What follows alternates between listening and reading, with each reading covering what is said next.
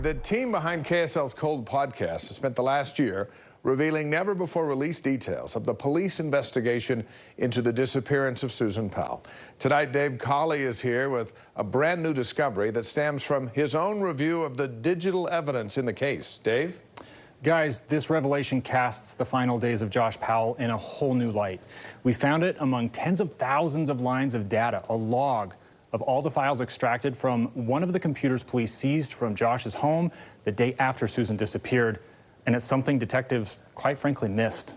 Pornography, more than 400 images depicting cartoon characters and even child incest found on Powell's computer. The revelation shocked the nation. There were some disturbing images found on Josh's computer. It came just days after Josh Powell set fire to his Washington house in 2012, killing himself and his two sons. But police had actually discovered those images a full 2 years earlier. They kept them secret, only sharing them with a Washington court when it seemed Josh Powell was about to regain custody of his boys. I think it's clear from that court order that these can be linked to Mr. Powell. The concerning content convinced a psychologist and a judge that Powell needed to go through a psychosexual evaluation and a lie detector test.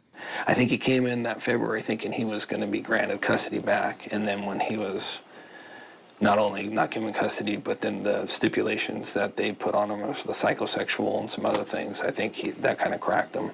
Josh Powell's dirty secret exposed. That's the point where he knew he couldn't get out of it. He was stuck. Except we have now learned that those images did not belong to Josh. Here's how we know.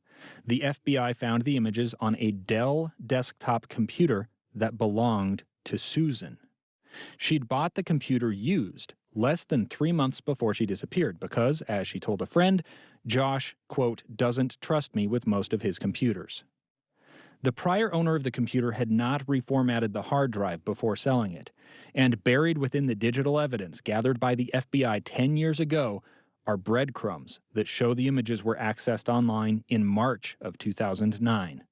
That's a full 6 months before the computer ever entered the Powell house. So when Josh Powell, through his attorney, told a judge that he had no knowledge of the images, it appears he was telling the truth. I just think that we are allowing ourselves to be manipulated from outside sources on this case without cause. That court hearing and its aftermath are at the heart of an ongoing wrongful death lawsuit between Susan's parents and the state of Washington. Now, that lawsuit is set to go to trial in just a couple of months. And this isn't the only discovery we've made with our review of the digital evidence. You guys, coming up, I'll tell you about AP 1124 and what that means to trying to crack the encryption on Josh's hard drive. All right. Thanks, Dave.